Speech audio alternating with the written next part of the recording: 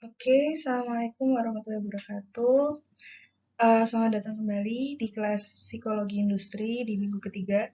Di mana minggu ketiga ini kita akan membahas tentang kepribadian manusia. Kok kita bahas kepribadian manusia ya? Kenapa ya, Bu? Karena kepribadian manusia ini akan sangat uh, berkaitan dengan motivasi dia kerja, dengan hubungan kerja dengan rekan kerjanya, atasan, bawahan, dan lain sebagainya. Bagaimana cara dia bersikap di pekerjaannya seperti itu. Jadi yang kita bahas lebih ke situ ya, kepribadian yang mempengaruhi kinerja. Nah ini, kepribadian adalah suatu organisasi psikofisik yang dinamis dalam diri individu yang menentukan tingkah laku yang unik atau khas dari orang tersebut. Lalu sesuatu yang memungkinkan kita untuk meramalkan apa yang akan dilakukan oleh seseorang dalam situasi tertentu. Jadi ketika kita ingin menguji, kira-kira kalau seseorang itu dikasih tekanan atau dikasih kondisi kerja tertentu, apa yang kita harus sudah punya bayangan apa yang akan terjadi dengan orang tersebut. Lah, bayangan itu dapat dari mana? Dari kita mengenal kepribadian, teori kepribadian. Lalu kepribadian itu juga gaya hidup individu atau cara yang khas dari individu tersebut dalam memberikan respon terhadap masalah-masalah hidup. Lalu integrasi dari sifat-sifat tertentu yang dapat diselidiki dan dijabarkan untuk menyatakan kualitas yang unik dari individu. Kepribadian juga berbagai cara yang dilakukan seseorang dalam bereaksi dan interaksi dengan orang lain. Kepribadian juga kombinasi dari karakteristik fisik dan mental yang memberikan identitas kepadanya. Nah, kepribadian itu berkembang bisa jadi karena bawaan, bisa jadi karena lingkungan. Bawaan itu apa? Kayak gen, kromosom, lalu ya berhubungan dengan fisik tubuh ya, kayak kelenjar endokrin. Tapi juga bisa lahir karena tapi bisa juga terbentuk atau berkembang karena lingkungan. Dari proses belajar, dari keluarga, keadaan keluarga, dari kebudayaan setempat. Makanya kenapa di Indonesia di setiap daerah kepribadian orangnya bisa beda-beda karena ya pembentukannya kan beda ya, lingkungannya beda, keluarganya beda, kebudayaan adat istiadat yang dipegang juga berbeda.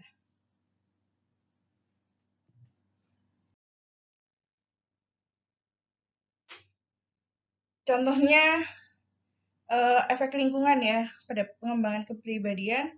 Bila anak hidup di dalam suasana penuh dengan kritik, dia bisa jadi belajar untuk menyalahkan orang lain. Bila anak hidup di dalam suasana penuh kekerasan, dia akan belajar untuk berkelahi. Lalu ketika dia penuh olok-olok, dia akan menjadi seorang yang takut, pemalu, kayak gitu.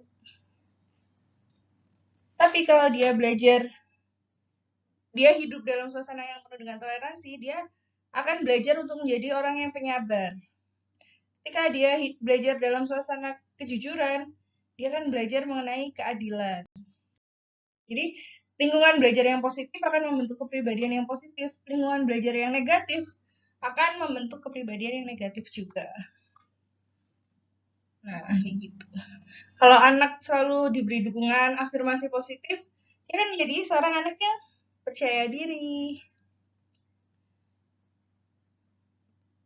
Ketika dia diberi apresiasi, dia juga akan belajar untuk mengapresiasi orang lain. Nah, kita belajar teori kepribadian. Ada teori tipe-tipe manusia.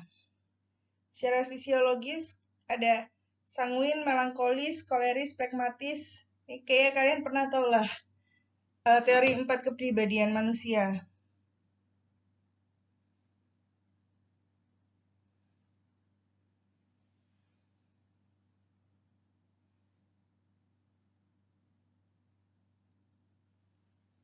Kalau sanguin itu orangnya lebih ke ekstrovert ya, spontan, lincah, periang. Kalau melankolis tuh orangnya biasanya uh, perfeksionis, terorganisir, tekun. Kalau koleris ini biasanya punya jiwa memimpin, kuat, suka berargumen. percaya dirinya tinggi. Kalau pragmatis tuh damai, rileks, sabar, dia lebih penetralisir gitu. Lalu ini teori-teori kepribadian yang lainnya. Ada teorinya Kretschmer, ada teorinya Sheldon, ada teorinya Jung, kayak gitu. Ini pertama teori yang dikemukakan Sheldon. Jadi ada 3 tipe manusia. Ada tipe endomorph, ada tipe mesomorph, dan ada tipe ectomorph. Tipe endomorph ditandai oleh alat-alat atau organ internal dan seluruh sistem digestif yang berasal dari endoderm yang memegang peranan penting secara fisik, seperti secara fisik tampak lembut dan gemuk. Kalau tipe mesomorph ditandai dengan bagian tubuh yang berasal dari mesoderm lebih berkembang. Jadi bagian tubuh mesodermnya lebih berkembang. Jadi kayak otot, pembuluh darah, jantung. Kalau terlihat secara fisik itu tampaknya kokoh, otot menonjol, tahan banting, tentara, olahragawan tuh masuk dalam tipe kepribadian mesomorph. Kalau yang terakhir ectomorph itu yang berkembang adalah organ-organ luar. Contohnya kulit dan syaraf. Jadi terlihat jangkung, dada kecil dan pipih, otot tidak terlihat. Kayak gini nih, tipe endomorph. Dia orangnya sociable, lebih relax, affection dan people. Jadi dia people oriented gitu, penuh dengan kasih sayang. Kalau mesomorph itu orang yang touch, strong, agresif, berjiwa petualang. Nah, kalau yang ectomorph terakhir itu orangnya pemalu, introvert, kayak gitu. Nah, pengukuran kepribadian ini uh, banyak cara ya. Bisa menggunakan kuesioner. Ada kuesioner tipe A, tipe B, locus of control, Gardner test, MBTI, ini yang paling terkenal sekarang ya. Lalu bisa juga dari wawancara. Terus habis itu bisa juga dari metode-metode proyektif. Kalau kalian ingat, kalau tes psikotes, kalian disuruh gambar orang atau pohon, itu kan untuk membaca kepribadian kalian itu seperti apa.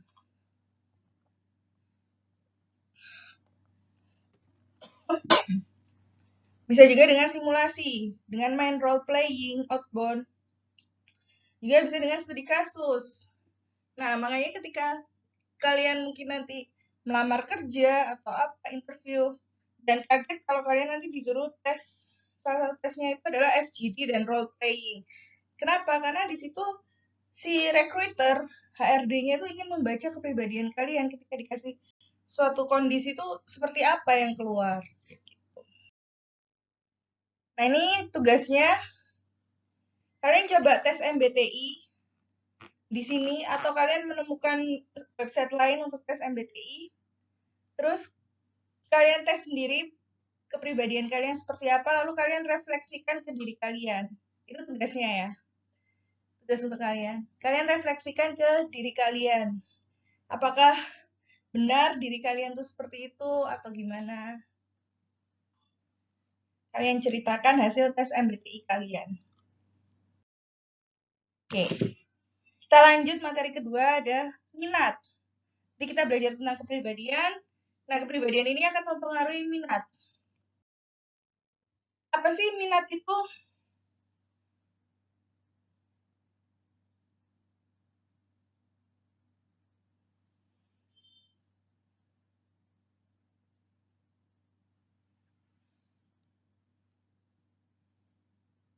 Sebentar.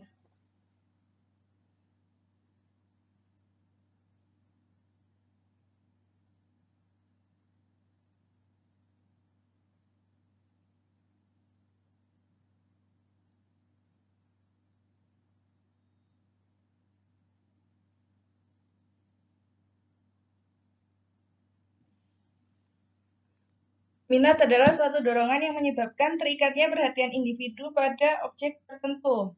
Objek ini bisa pekerjaan, pelajaran, benda, orang.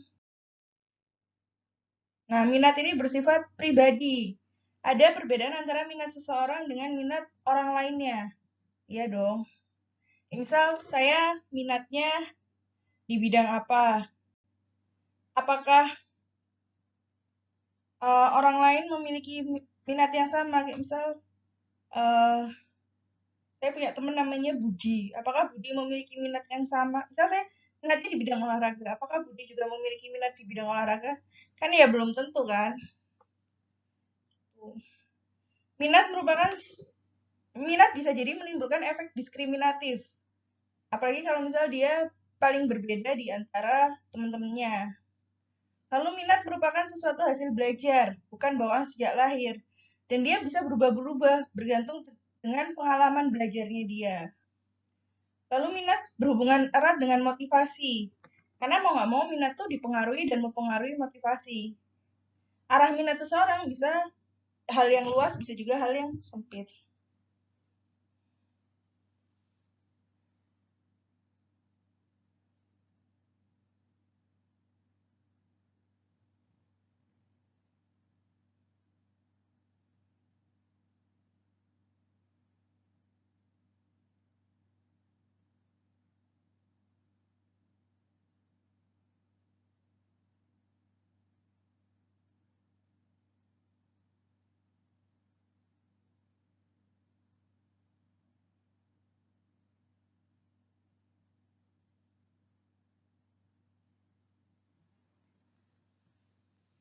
Sifat minat, minat bersifat pribadi.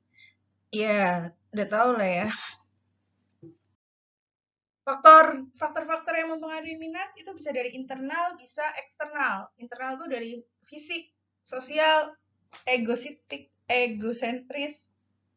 Kalau eksternal itu dari proses belajar, pengalaman, lingkungan. Nah, minat bisa diukur. Ada beberapa alat ukurnya seperti Strong Campbell Interest Inventory, Kudel Preference Record, dan alat ukur psikologis lainnya. Lalu ada lagi bakat. Apa bedanya minat dan bakat? Nah, bakat itu adalah capacity to learn, potensi. Dan bakat ini sering diperbandingkan dengan prestasi. Padahal prestasi itu uh, achievement atau prestasi itu acquired ability aktual. Jadi kalau bakat itu potensi, baik yang sudah dikembangkan ataupun yang belum dikembangkan, sedangkan prestasi itu aktual yang didapatkan saat ini. Nah, bakat bisa jadi mempengaruhi prestasi. Gitu. Ada juga tesnya buat mengukur bakat. Ada aptitude test untuk mengukur kemampuan bermusik, melukis, menari, art seni gitu. Terus ada test of general ability, mengukur kemampuan umum. Nah, tapi ada kesulitan nih dalam mengukur bakat. Kita tidak bisa mengukur bakat secara langsung, tapi yang kita bisa adalah mengukur capaian seseorang dalam kurun waktu tertentu, yaitu dengan menggunakan General Ability Test, yaitu mengukur kemampuan abstrak relatif yang tidak bergantung pada jenis pengajaran tertentu pada lembaga pendidikan. Nah, oleh sebab itu, tes bakat harus diiringi dengan tes minat, nggak bisa sendiri. Berikutnya adalah tentang nilai dan belief. Definisi nilai, suatu kepercayaan bahwa suatu perilaku atau suatu keadaan akhir adalah lebih disukai, lebih diterima secara pribadi ataupun secara sosial daripada perilaku atau keadaan akhir lainnya. Nilai adalah suatu konsepsi yang jelas, tersurat atau tersirat dari seseorang atau suatu kelompok tertentu mengenai apa yang seharusnya diinginkan, yang mempengaruhi pemilihan sarana dan tujuan tindakan. Nah, jenis nilai ini ada nilai instrumental dan ada nilai terminal. Nilai instrumental adalah nilai yang dianut oleh seseorang yang digunakan sebagai prediktor untuk memprediksikan perilaku yang akan ditampilkan. Nilai terminal adalah nilai akhir atau tujuan akhir. Nah, kenapa sih sampai ada stres. Salah satu penyebab stres adalah adanya konflik nilai dalam diri individu.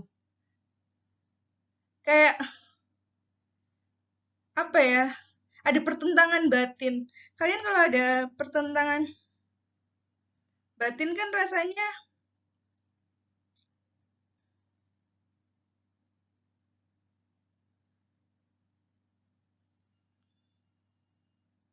apa ya?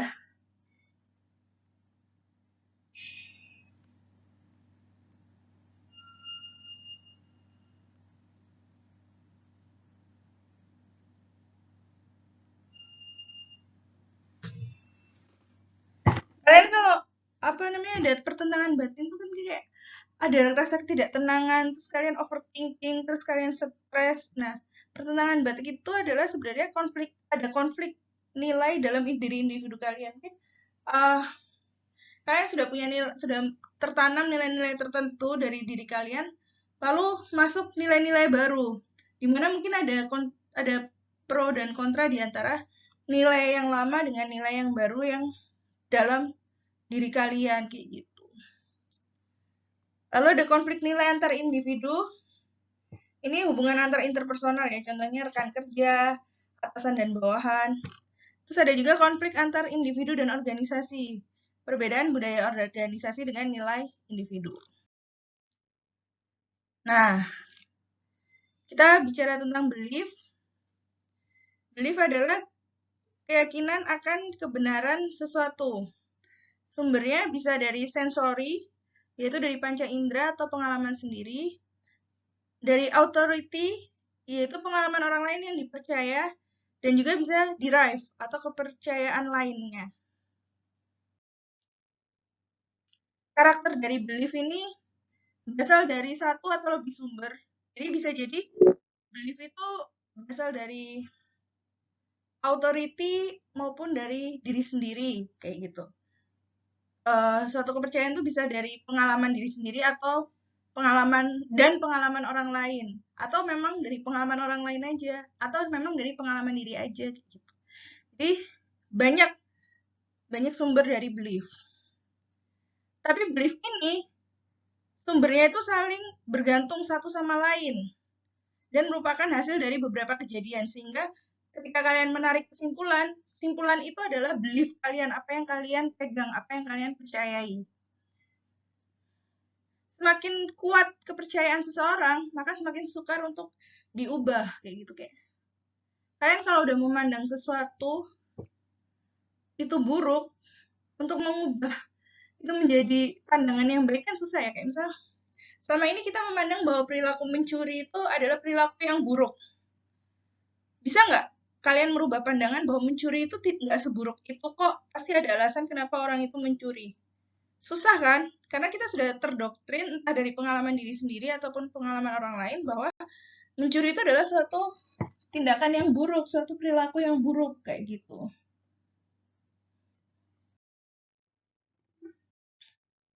Kita bicara tentang sikap.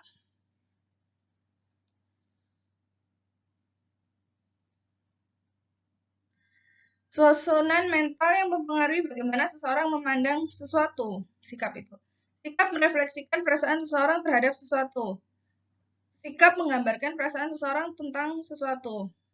Sikap adalah penilaian atau pernyataan evaluatif yang berhubungan dengan objek, manusia, atau kejadian. Nah, sikap ini adalah kecenderungan respon seseorang dengan cara tertentu. Jadi ketika ada suatu kondisi, ada suatu pancingan atau apapun, nah respon orang itu tuh seperti apa.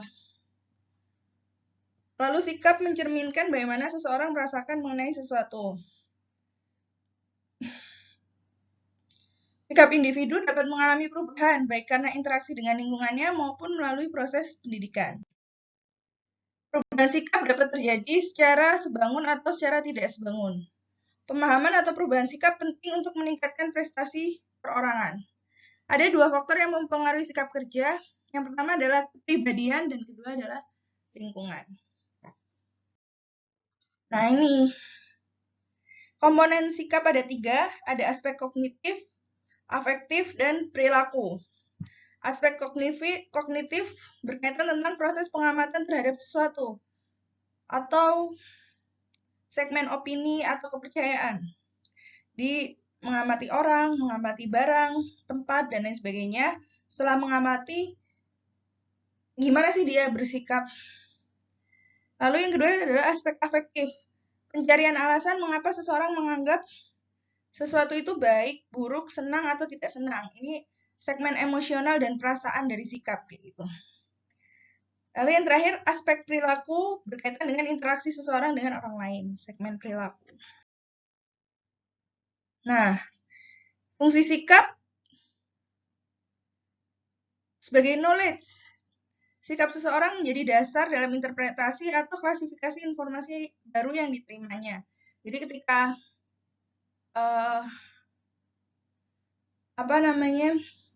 kita sebagai HRD, kita ngasih role playing ya ke pelamar kerja, ke orang yang kita tes, terus dengan kondisi tertentu, terus kita lihat bagaimana dia bersikap. Nah, itu kan sebagai knowledge kita ya, dasar dalam interpretasi dan klasifikasi kayak gitu. Lalu sikap sebagai ekspresif. Sikap menunjukkan ekspresi, sikap menunjukkan nilai yang dianut atau diyakininya kepada orang lain. Jadi, dalam role playing itu kelihatan sikap dia seperti apa. Kita sebagai recruiter harus bisa melihat bahwa, oh, berarti prinsip yang dia pegang atau belief yang dia pegang, nilai yang dia pegang itu seperti itu. Lalu, ego defensif. Sikap seseorang mungkin ditunjukkan untuk melindungi egonya dari kenyataan atau kebenaran yang tidak sesuai dengan keinginannya. Bisa juga sebagai instrumental, sikap seseorang kepada orang lain mungkin dipengaruhi oleh pengalamannya, baik positif maupun negatif di masa lalu. Sikap bisa jadi instrumen untuk melihat, ya kalau orang-orang psikolog itu melihat ketika pasien mereka diberi suatu study case, bagaimana dia bersikap, itu bisa diinterpretasikan. Bagaimana sih dampak masa lalu terhadap masa kininya orang tersebut.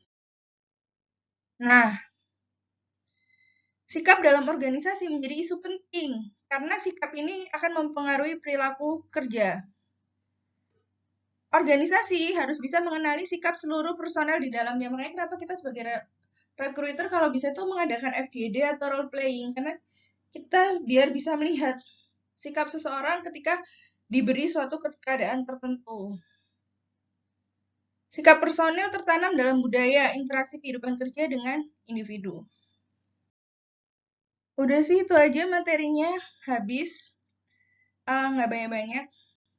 Kita belajar tentang kepribadian, kita belajar tentang sebentar. Nah, ini aja sih materinya, nggak banyak-banyak. Kita tadi udah belajar tentang kepribadian, tentang minat, bakat, nilai, belief, dan sikap. Yang dimana sikap ini dipengaruhi oleh yang sudah kita bahas tadi, mulai dari kepribadian, minat, bakat, nilai dan belief. Bagaimana orang bersikap pasti berbeda-beda. Kenapa? Karena tergantung tadi kepribadiannya, nilai yang dia pegang, kepercayaannya, minat bakatnya. Kayak saya melihat sikap saya dalam melihat atlet bulu tangkis karena saya minat dengan bidang bulu tangkis. Walaupun saya nggak berbakat, tapi saya antusias. Saya beda sama orang yang minatnya mungkin di menyanyi. Dia melihat bulu tangkis mungkin biasa aja karena dia merasa tidak berminat. Itu contohnya. Dan itu akan sangat berpengaruh di pekerjaan. Itu aja sih dari saya untuk materi minggu ini. Terima kasih atas partisipasinya.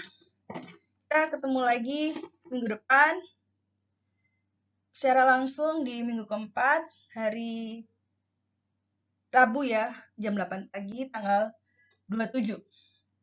Jangan lupa dikerjain tugasnya yang tes MBTI itu, nanti dikumpulkan di e-learning. Deadline-nya seminggu seperti biasanya. Terima kasih semua. Assalamualaikum warahmatullahi wabarakatuh. Jaga kesehatan dan jaga semangat, jangan lupa.